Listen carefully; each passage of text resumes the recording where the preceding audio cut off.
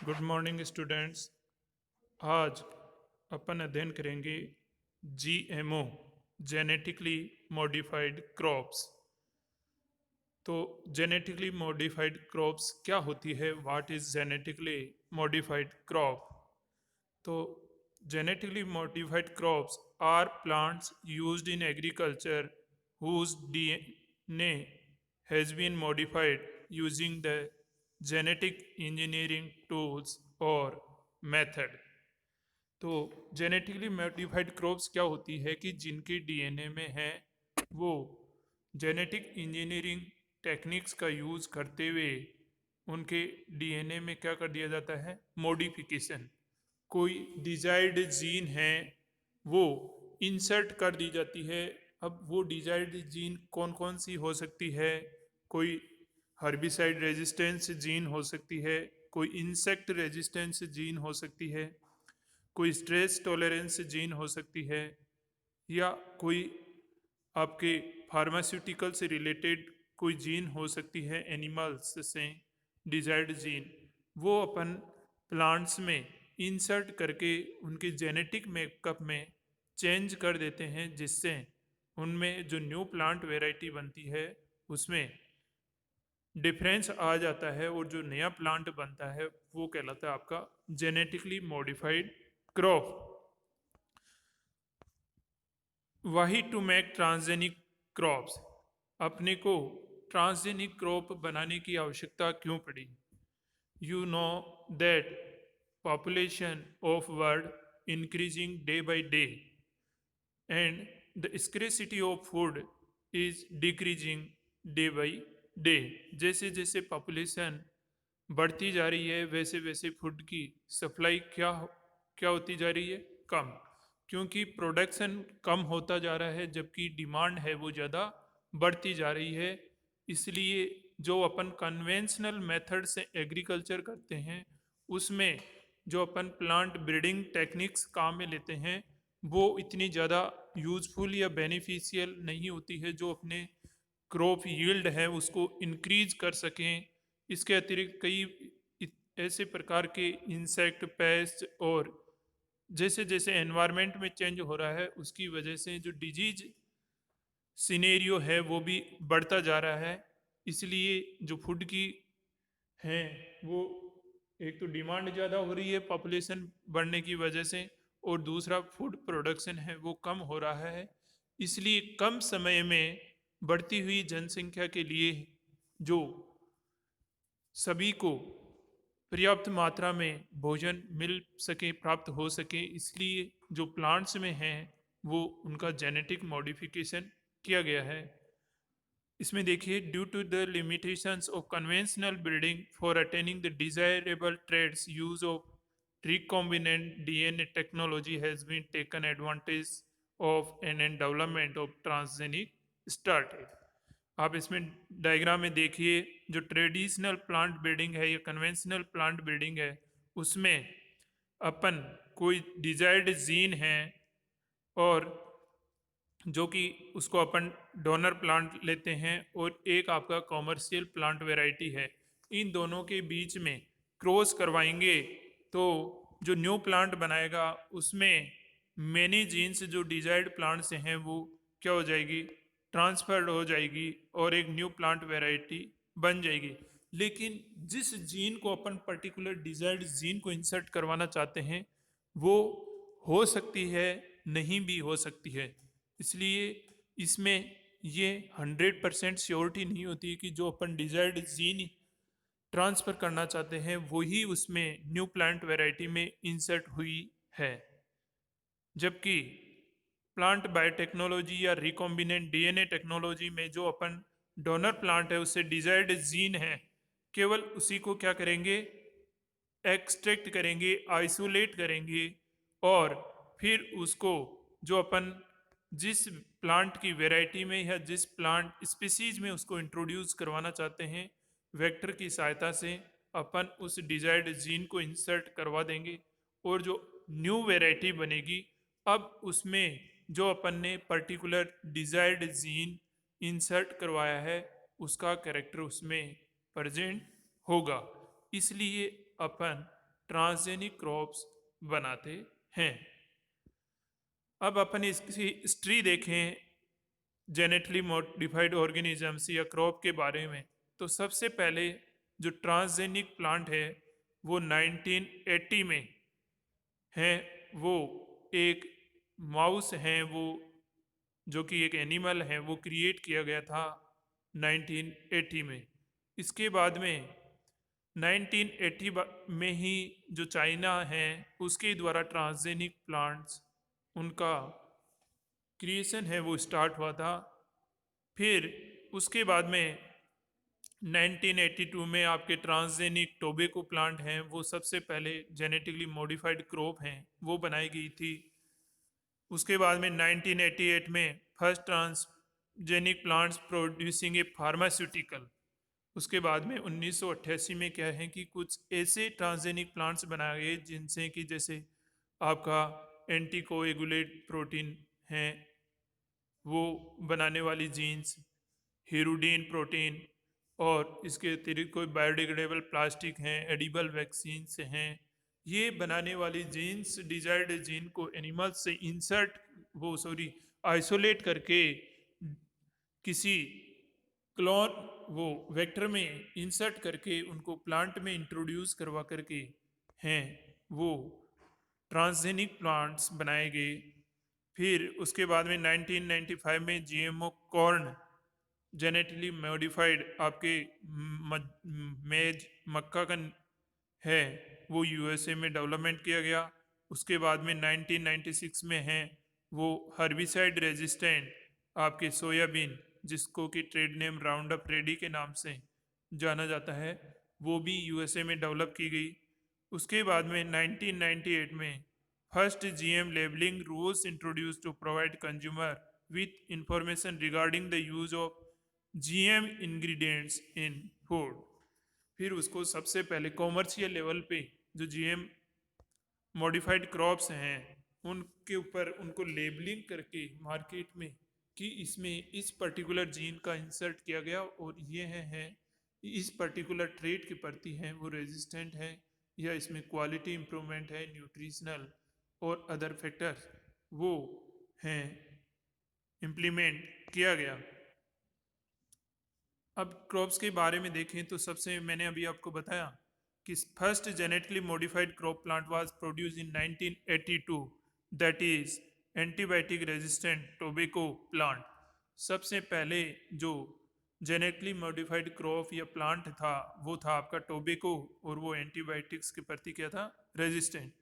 उसके बाद में जो आपका जेनेटिकली मॉडिफाइड क्रॉप हैं वो आपका फ्लेवर सोवर टोमेटो, जो कि डिलेड राइपनिंग, जिसको बहुत ही लंबे समय तक अगर आप रखोगे तो वो ख़राब नहीं होता है, क्योंकि उसमें जो आपके मिडिल लेमेला को ब्रेक करता है पॉलीगैलेक्टोयूरिनेज, जो कि पेक्टिन की बनी होती है, उसको डिग्रेड करने वाले एंजाइम है, उसको एंटीसेंस आरएनए टेक्नोलॉजी द्वारा मॉडिफाई कर दिया गया, जिससे कि वो लंबे समय तक है वो सेल वॉल को ब्रेक नहीं करता है, और टोमेटो है वो ख़राब नहीं करता है, उसकी सेल्फ लाइफ इंक्रीज हो गई। इसके बाद में आपका 1995 में बीटी पोटैटो हैं वो यूएस एनवायरमेंटल प्रोटेक्शन एजेंसी द्वारा हैं वो फर्स्ट पेस्टिसाइड प्रोड्यूसिंग क्रॉप हैं वो डेवलप किया गया। फिर उसके बाद में in 2000 vitamin A enrich golden rice develop किया गया, और उसके बाद में धीरे धीरे नई जेनेटिक जो मॉडिफाइडली क्रॉप्स हैं उनका डेवलपमेंट होता गया। ट्रांसजेनिक क्रॉप्स के जो डेवलपमेंट था उसका ऑब्जेक्टिव क्या था, what is the aim of development of genetic crops और ट्रांसजेनिक क्रॉप्स।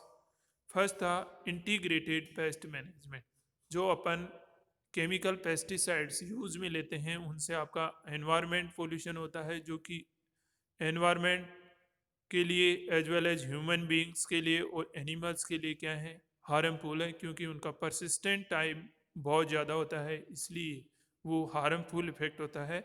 उनके स्थान पे इंटीग्रेटेड पेस्ट मैनेजमेंट का यूज़ किया गया। Second, herbicide tolerance gene. अपन जब जो अपनी मेन क्रॉप होती है, जैसे कि आप वीट क्रॉप है, तो वीट की क्रॉप के साथ में जैसे आपका चिनोपोडियम है और भी कई अदर हर्बिसाइड्स हैं, वो ग्रो कर जाते हैं, जिससे वो न्यूट्रिशन के लिए आपके मेन क्रॉप के साथ में क्या करते हैं, कंपटीशन करते हैं।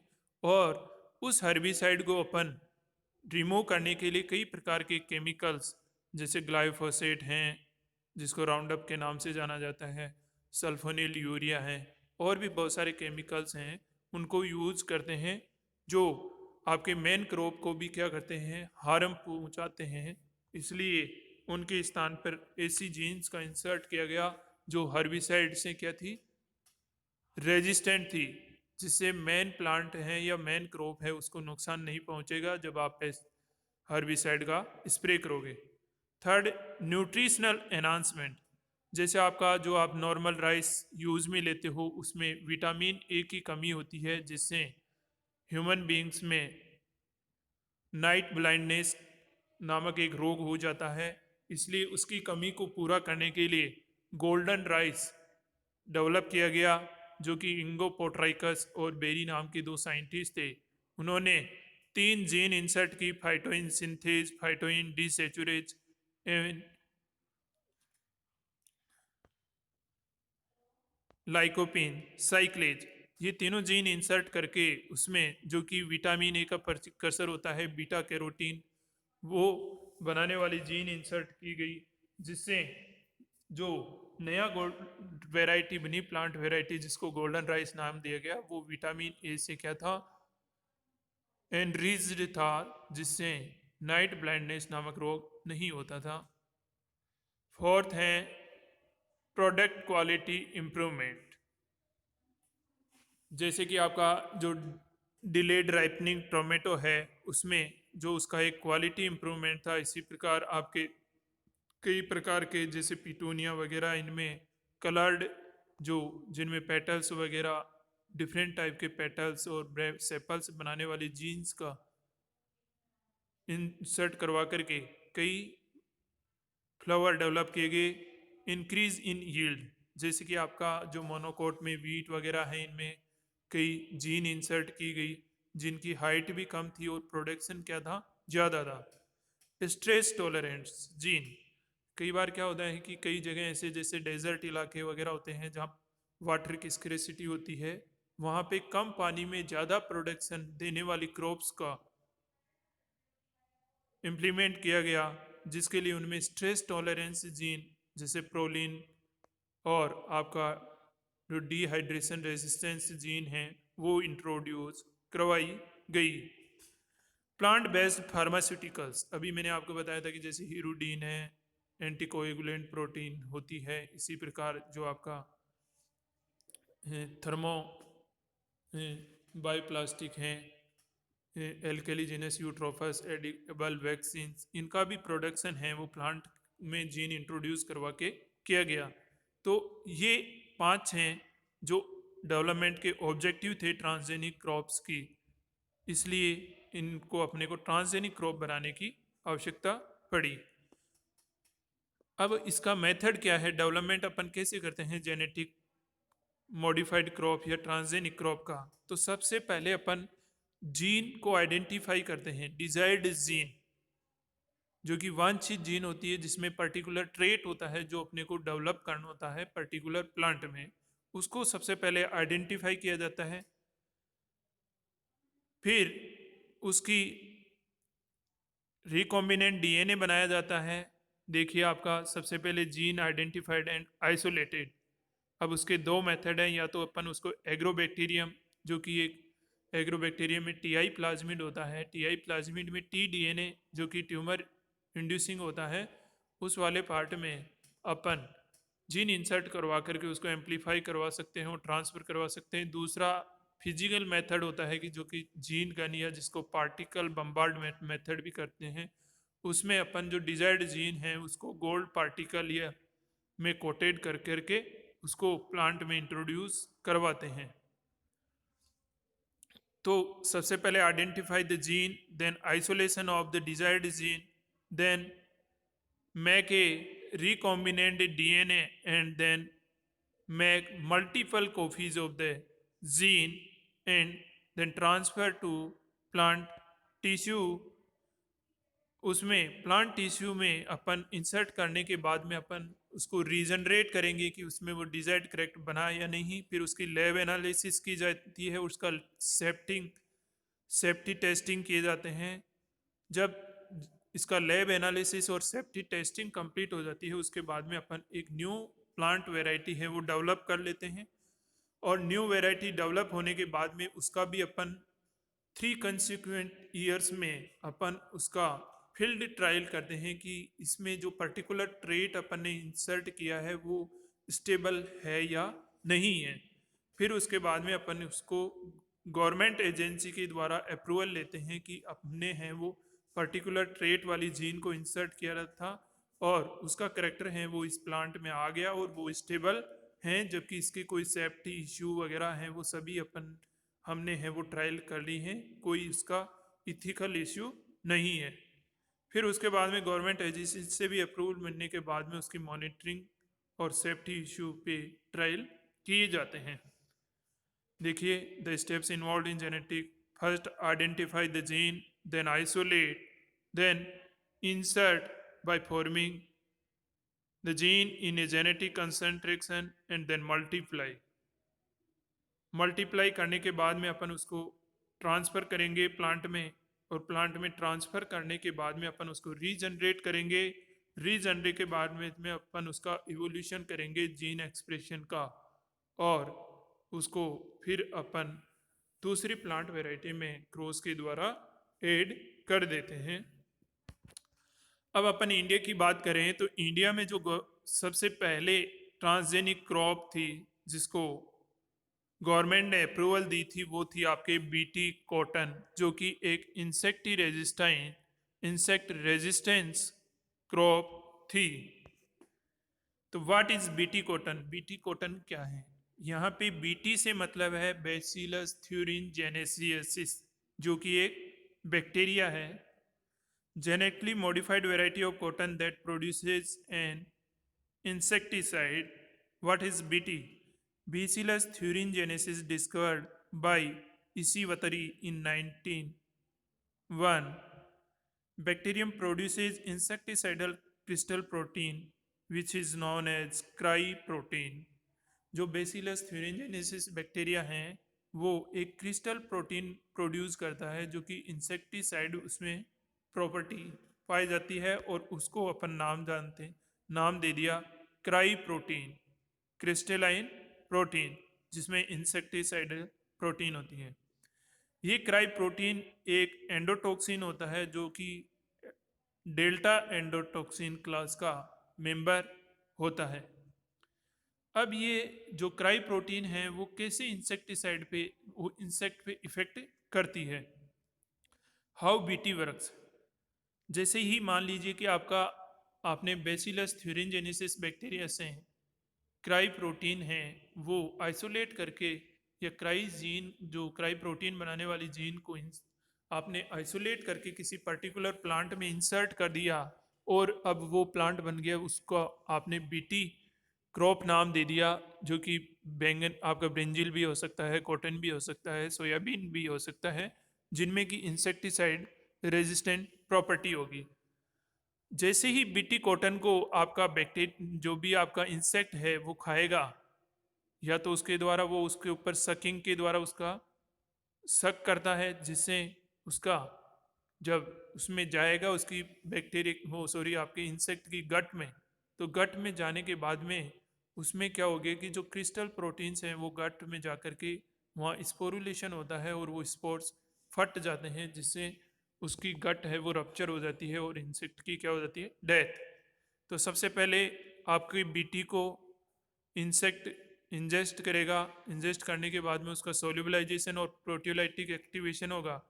प्रोटियोलाइटिक एक्टिवेशन होने के बाद में आपका बीटी जो जीन है क्राई प्रोटीन वो इंसेक्ट के गट में वो टारगेट साइट पे जाके बाइंड होगी, और वहाँ पे बाइंड होने के बाद में जो टॉक्सिक सब्सटेंस हैं क्रिस्टल स्पोर्स वो बनेंगे। और उसके बाद में देखिए आप Insect eats Bt crystals and spores. These toxins bind to the specific receptors in the gut and the insect stops eating. जैसे ही टॉक्सिन है वो इंसेक्ट की गट में जाकर के रिसेप्टर्स पे बाइंड होते हैं, तो इंसेक्ट हैं वो अब जो आपके बीटी कॉटन को खा रहा था उसको खाना क्या कर देगा, बंद कर देगा। और जो ये क्रिस्टल्स प्रोटीन्स थे वो उसकी इंसेक्ट की गट में जाकर के क्या हो जाते हैं, टूट जाते हैं, जिससे वो स्पोर्स हैं वो उसकी इंसेक्ट की बॉडी में, और जो आपके बैक्टीरिया है वो लिबरेट आउट हो जाते हैं, और इंसेक्ट इन स्पोर्स की वजह से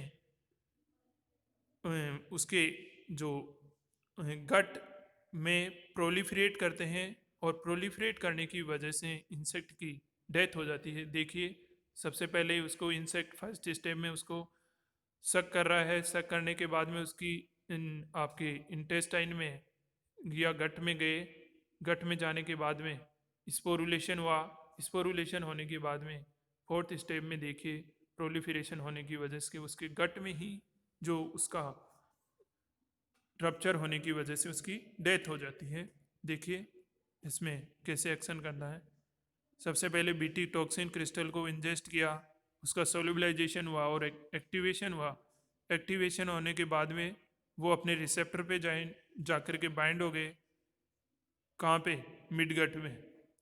और मिड गट में जाकर के टॉक्सिन्स के मोनोमर्स हैं वो कैडेरिन, टॉक्सिन, ओलिगोमर्स और ये सभी जो भी कैस्केड चैनल हैं वो स्टार्ट हो जाएगा, और ये जाकर के एक्टिवेट कर देंगे डेथ पाथवे को, और फाइनली हैं वो आपके उसकी सेप्टिसीमिया के कारण आपके जो लार्वा हैं इंसेक्ट की उसकी क्या हो जाती है, डेथ। इसी प्रकार जो आपका ये बीटी कॉटन था वो इंसेक्ट के प्रति रेजिस्टेंट था। सेकेंड है genetic transformation in wheat. Wheat में अपन जेनेटिक ट्रांसफॉर्मेशन कैसे कहते हैं।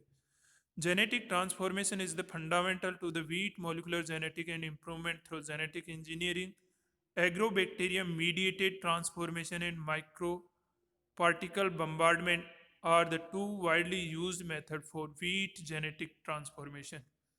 पहले क्या था कि जो आपका एग्रोबैक्टीरियम मीडिएटेड जो जीन ट्रांसफर था वो केवल डाइकोट प्लांट्स में ही जीन को है इंसर्ट कर पाता था, लेकिन मोनोकोट में वो जीन इंसर्ट करने में अनेबल था, क्योंकि वो इन्फेक्ट ही नहीं करता था, केवल डाइकोट प्लांट को इन्फेक्ट करता था। लेकिन धीरे धीरे उसमें मॉडिफाई करके उसको मोनोकोट प्लांट में भी अब एग्रोबैक्टीरियम को यूज़ करने लगे जीन इंट्रोड्यूस या जेनेटिक ट्रांसफॉर्मेशन के लिए। और उसके अतिरिक्त वेक्टरलेस मेथड्स होती हैं जो डायरेक्ट डीएनए इंजेक्ट मेथड हैं, जैसे आपके माइक्रो इंजेक्शन है, इलेक्ट्रोपोरेशन है, केमिकल मेथड में आपके लिफोफेक्शन हैं, पीईजी पॉलीएथिलीन ग्लाइकोल हैं, और कैल्शियम डिपेंडेंट चैनल्स हैं। और आपके जो फिजिकल मेथड में तीन हो गए, माइक्रो इंजेक्शन, इलेक्ट्रोपोरेशन और पार्टिकल बम्बार्डमेंट, जिसको माइक्रो प्रोजेक्टाइल भी नाम में देते हैं। ये अपन जो मोस्ट इफेक्टिव मेथड हैं माइक्रो पार्टिकल या माइक्रो प्रोजेक्टाइल बम्बार्डमेंट, उसको अपन जेनेटिक ट्रांसफॉर्मेशन में काम लेते हैं। एग्रोबैक्टीरियम के थ्रू जेनेटिक ट्रांसफॉर्मेशन करने के लिए सबसे पहले एग्रोबैक्टीरियम से अपन टीआई प्लाज्मिड है उसको आइसोलेट करेंगे। टीआई प्लाज्मिड के जो टीडीएनए पाया जाता है ट्रांसफर डीएनए, वहाँ पे रेस्ट्रिक्शन एंजाइम की सहायता से डाइजेस्ट करेंगे, और फिर अपना जो डिजायर्ड जीन है उस वाले जीन को अपन इंट्रोड्यूस करवा देंगे टीडीएनए वाले पार्ट में। देखिए आप रिकॉम्बिनेंट टीआई प्लाज्मिड में जो रेड रेड वाला है वो आपका डिजायर्ड जीन है। फिर अपन उसको प्लांट में इंट्रोड्यूस करवा देंगे, और जब न्यू प्लांट बनेगा तो उसमें जो आपका डिजायर्ड जीन है वो प्रेजेंट रहेगा। इसी प्रकार आपका गोल्डन राइस है वो भी एक न्यूट्रिशनल क्वालिटी इम्प्रूवमेंट का एग्जाम्पल है। Golden rice is a variety of Oryza sativa rice produced from the genetic engineering.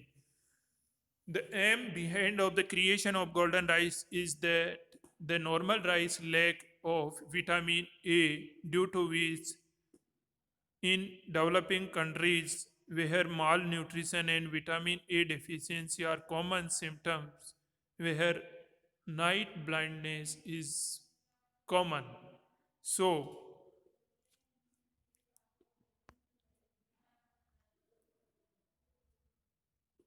vitamin A can be synthesized from the beta carotene found in the green leafy vegetables and yellow fruit or vegetables and can be obtained from certain animal products.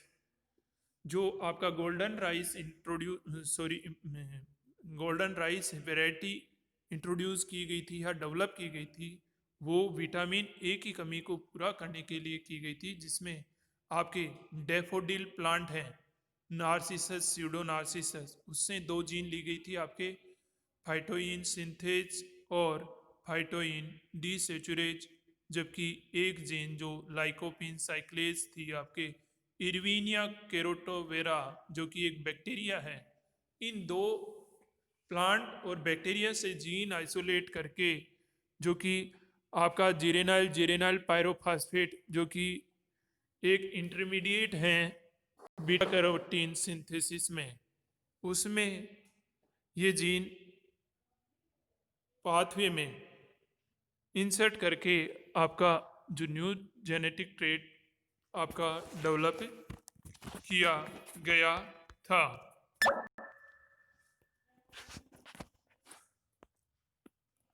Golden rice provides more quantity of vitamin A, easy distribution when released to needy, cheaper option to supply vitamin A requirement compared to the other supplementary measures, and sustainable option at once released for common cultivation can be cultivated in every growing season by farmer, saved seed.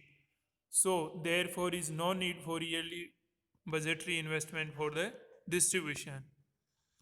Next, disadvantage of golden rice: environment impact, excess vitamin and mineral intake, toxicity, health risk.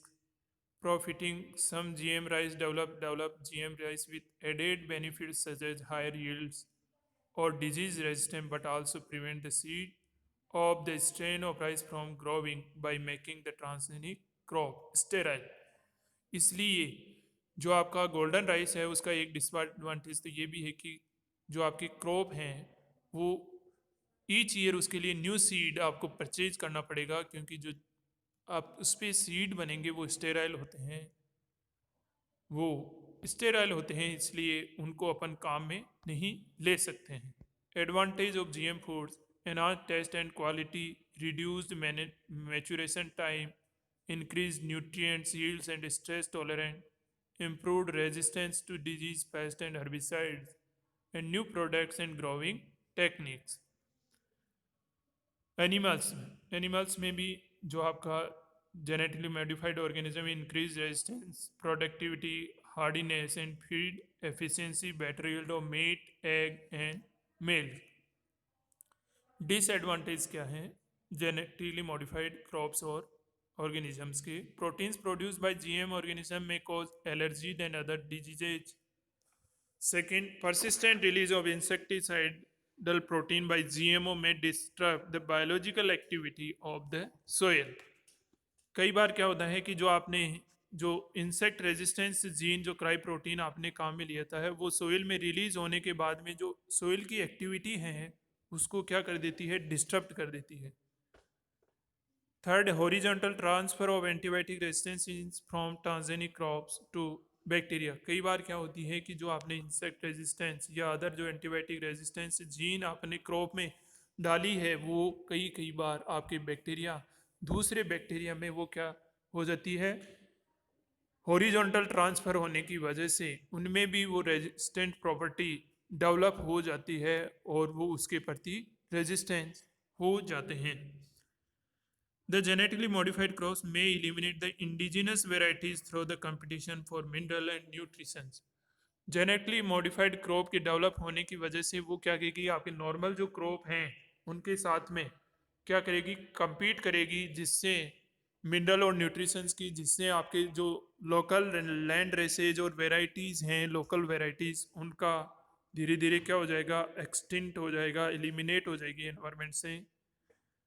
Environmental risk of the crop developed using GMOs, ये भी एक इसका disadvantage है, environmental risk. And the last, genetically modified crops may turn benign organisms into destructive pests.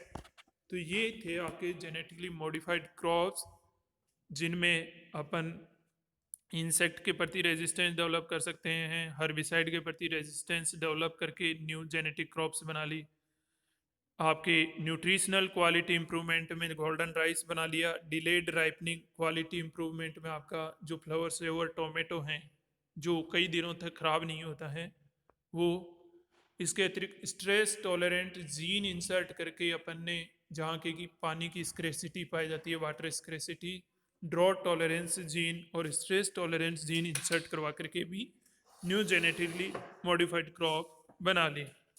इसके अतिरिक्त आपने virus coat protein gene insert करवा करके वायरस के प्रति रेजिस्टेंस प्लांट भी अपन ने डेवलप कर लिए है। तो ये थे आपके जेनेटिकली मॉडिफाइड प्लांट्स और कैसे इनको बनाया जाता है और इनका क्या यूज़फुल है या यूटिलिटी है। Thank you.